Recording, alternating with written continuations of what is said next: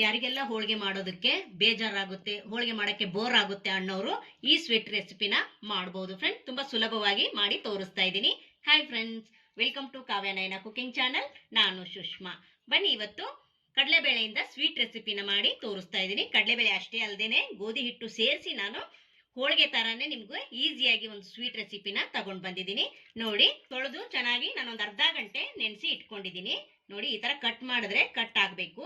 ನೋಡಿ, ಈ ತರ ಇದ್ರೆ ಒಂದ್ ಅರ್ಧ ಗಂಟೆ ನೆನೆಸ್ಕೊಂಡ್ರೆ ಸಾಕು. ಇವಾಗ ಈ ನೀರನ್ನೆಲ್ಲ ಬಸ್ಕೊಂಡ್ ಬರ್ತೀನಿ. ಮಿಕ್ಸಿ ಜಾರನ್ನ ತಗೊಂಡಿದ್ದೀನಿ, ಅದಕ್ಕೆ ಬೇಳೆನ ಹಾಕೋತಾ ಇದ್ದೀನಿ.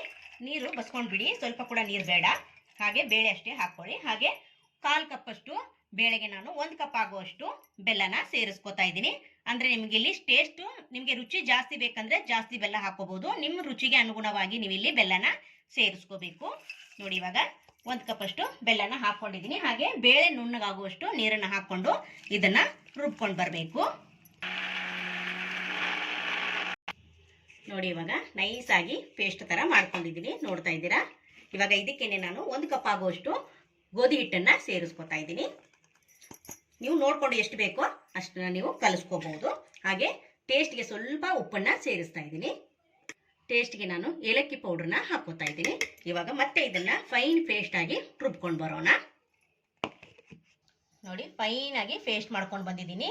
ಈ ಬ್ಯಾಟರ್ ಯಾವ ತರ ಇರ್ಬೇಕಂದ್ರೆ ದೋಸೆ ಹಿಟ್ಟು ತರ ಇರ್ಬೇಕು. ನೋಡಿ ನೋಡಿ, ಈ ತರ ದೋಸೆ ಬ್ಯಾಟರ್ ಮಾಡ್ತೀವಲ್ವಾ, ಈ ತರ ಇರ್ಬೇಕು. ಜಾಸ್ತಿ ನೀರು ಕೂಡ ಹಾಕಬಾರ್ದು, ಜಾಸ್ತಿ ಗಟ್ಟಿ ಕೂಡ ಇರಬಾರ್ದು. ಈ ಬ್ಯಾಟರ್ ಈ ಹದದಲ್ಲಿ ಇದ್ರೆ ಸಾಕಾಗುತ್ತೆ ನಮಗೆ. 1 ಸ್ಪೂನ್ ಅಷ್ಟು ತುಪ್ಪನ ಹಾಕೊಳ್ಳೋಣ, ಫ್ಲೇವರ್ಗೆ ಚೆನ್ನಾಗಿರುತ್ತೆ. ಇವಾಗ ನೋಡಿ, ಚೆನ್ನಾಗಿ ಮಿಕ್ಸ್ ಮಾಡ್ಕೊಳ್ಳೋಣ.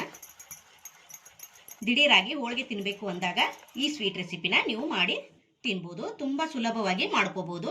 ಹೋಳಿಗೆ ಮಾಡಕ್ಕೆ ಬರದೇ ಇರೋರು ಕೂಡ ಮಾಡ್ಕೋಬಹುದು. ಹೋಳಿಗೆಯಪ್ಪ ತುಂಬಾ ಬೇಜಾರಾಗುತ್ತೆ, ಹೇಗಪ್ಪ ಮಾಡೋದು, ಎಷ್ಟೊಂದು ಟೈಮ್ ಇಲ್ವಲ್ಲ ಅನ್ನೋರು ಕೂಡ ಈ ಸ್ವೀಟ್ನ ನೀವು ಮಾಡಿ ತಿನ್ಬೋದು. ತುಂಬಾ ರುಚಿಯಾಗಿ ಬರುತ್ತೆ ಫ್ರೆಂಡ್ಸ್. ನೋಡ್ತಾ ಇದ್ರಾ, ಈ ಹದದಲ್ಲಿ ರೆಡಿ ಆಗಿದೆ. ಬನ್ನಿ, ಇವಾಗ ದೋಸೆ ತವ ಕೂಡ ಬಿಸಿಯಾಗಿದೆ. ನೋಡಿ, ಇವಾಗ ತವ ಸ್ವಲ್ಪ ಬಿಸಿಯಾಗಿದೆ. ಸ್ವಲ್ಪ ಬಿಸಿ ಆದ್ರೆ ಸಾಕು. ಮೇಲೆ ಸ್ವಲ್ಪ ತುಪ್ಪನ ಹಾಕೊಳ್ಳೋಣ. ಈ ತರ ಹಾಕೊಂಡು ನೋಡಿ, ಇವಾಗ ಬ್ಯಾಟರ್ನ ಹಾಕೊಳ್ಳೋಣ. ಒಂದೇ ಒಂದು ಸೌಟ್ ಆಗುವಷ್ಟು ಹಾಕೊಳ್ಳಿ. ನೀವೇನು ಅಗಲ ಮಾಡ್ಕೊಳಕ್ ಹೋಗ್ಬೇಡಿ, ಅದೇನೆ ಅಗಲ ಆಗುತ್ತೆ. ನೋಡ್ತಾ ಇದ್ದೀರಾ. ಜಾಸ್ತಿ ಬೇಕಂದ್ರೆ, ತುಂಬಾ ದೊಡ್ಡದಾಗಿ ಬೇಕಂದ್ರೆ ನೀವು ಇನ್ನೂ ಸ್ವಲ್ಪ ಜಾಸ್ತಿ ಹಾಕೋಬಹುದು. ನಾನು ಒಂದೊಂದೇ ಸೌಟ್ ಆಗುವಷ್ಟು ಹಾಕಿ ತೋರಿಸ್ತಾ ಇದ್ದೀನಿ. ಈಗ ಒಲೆನ ಲೋ ಫ್ಲೇಮ್ ಮಾಡ್ಬಿಡೋಣ. ಲೋ ಫ್ಲೇಮ್ ಅಲ್ಲೇನೆ ಚೆನ್ನಾಗಿ ಇದನ್ನ ಬೇಯಿಸ್ಕೊಳ್ಳೋಣ.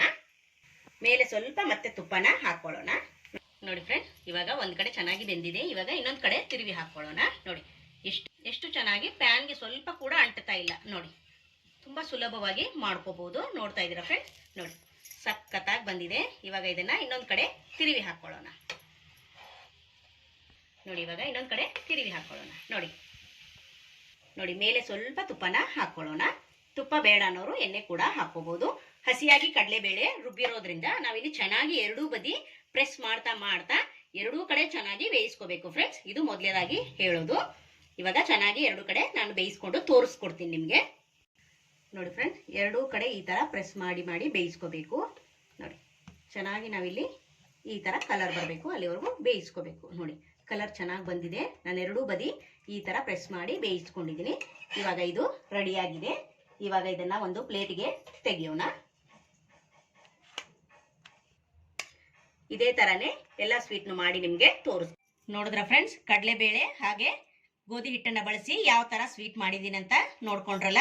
ಯಾವ ಒಬ್ಬಟ್ಟಿಗಿಂತನೂ ಕಡಿಮೆ ಇಲ್ಲ. ತುಂಬಾ ಈಸಿಯಾಗಿ ಕ್ವಿಕ್ ಆಗಿ ಮಾಡ್ಕೋಬಹುದು. ತುಂಬಾ ಅಂದ್ರೆ ತುಂಬಾ ಚೆನ್ನಾಗಿ ಬರುತ್ತೆ, ಸಾಫ್ಟ್ ಆಗಿ. ನೋಡಿ ಎಷ್ಟು ಚೆನ್ನಾಗಿ ಬಂದಿದೆ ಅಂತ. ನೀವು ಪ್ಯಾನ್ ಕೇಕ್ ಕೂಡ ಅನ್ಬೋದು, ಇಲ್ಲ ಸ್ವೀಟ್ ರೆಸಿಪಿ ಅನ್ನೋದು ಅನ್ಬೋದು, ಇಲ್ಲ ಹೋಳಿಗೆ ಆದ್ರೂ ಅನ್ಬೋದು. ಈ ವಿಡಿಯೋ ನಿಮಗೆ ಇಷ್ಟವಾದ್ರೆ ಪ್ಲೀಸ್ ಲೈಕ್ ಮಾಡಿ, ಶೇರ್ ಮಾಡಿ, ಕಮೆಂಟ್ ಮಾಡಿ, ಸಬ್ಸ್ಕ್ರೈಬ್ ಮಾಡ್ಕೊಳ್ಳಿ. ನಮ್ಮ ವಿಡಿಯೋ ನೋಡಿದ್ದಕ್ಕಾಗಿ ನಿಮ್ಮೆಲ್ಲರಿಗೂ ಧನ್ಯವಾದಗಳು. Thank you for watching. ನಮಸ್ಕಾರ ಫ್ರೆಂಡ್ಸ್.